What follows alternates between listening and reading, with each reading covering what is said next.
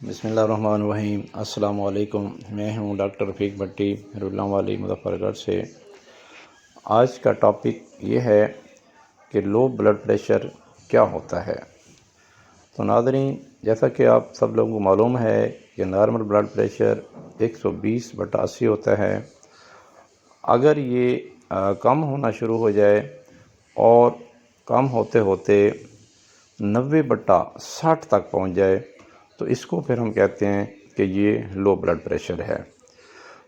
تو لو blood pressure کیوں ہوتا ہے، اس کی کیا وجوہات ہیں؟ تو عام طور پر جسم کے اندر اگر سالٹ کی مقدار کم ہو جائے، نمک کا استعمال آپ کم کر دیں تو اس کی وجہ سے بلڈ پریشر کم رہنا شروع کر دیتا ہے، یا بعض اوقات پسینہ آنے سے اور زیادہ الٹیاں وغیرہ آ جانے سے پانی کی مقدار اگر جسم کے اندر کم ہو جائے تو پھر بھی بلڈ پریشر لو ہو جاتا ہے۔ تو ایسی صورت میں اس کی علامات کیا ہوتی ہیں؟ تو علامات میں یہ ہے کہ جب بلڈ پریشر لو ہوگا تو جسم کو آکسیجن کم ملے گی، نیوٹرینٹس کم ملیں گے، تو جسم کو تھکاوٹ محسوس ہوگی، اٹھتے بیٹھتے چکر آئیں گے، اور بعض اوقات اس کی صحیح کنسنٹریٹ کسی بات پہ نہیں ہو سکتا۔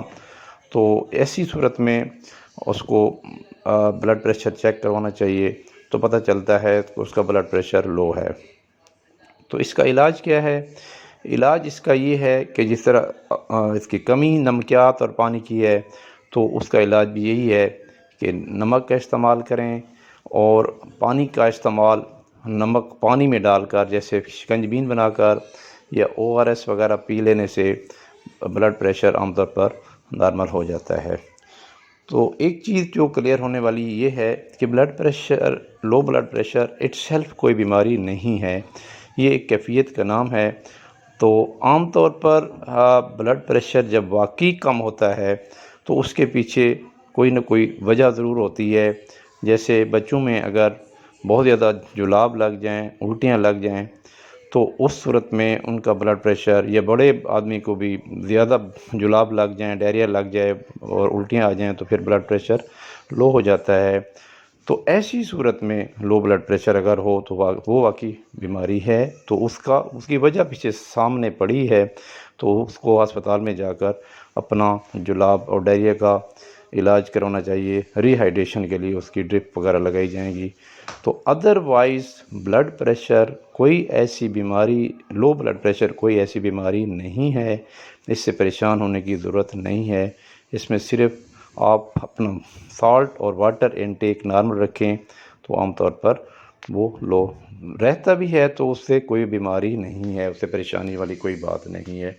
امید ہے کہ آپ کو یہ سمجھ آ گیا ہوگا۔ اس کو لائک کریں اور اپنے دوستوں کو سینڈ کریں۔ اگر آپ نے یہ میرا چینل سبسکرائب نہیں کیا ہے تو اس کو سبسکرائب کر لیں، اس میں کنجوسی نہ کریں، کیونکہ اس سے حوصلہ افزائی ہوتی ہے۔ اس میں کوئی پیسے آپ لوگوں کے خرچ نہیں ہوتے ہیں۔ شکریہ۔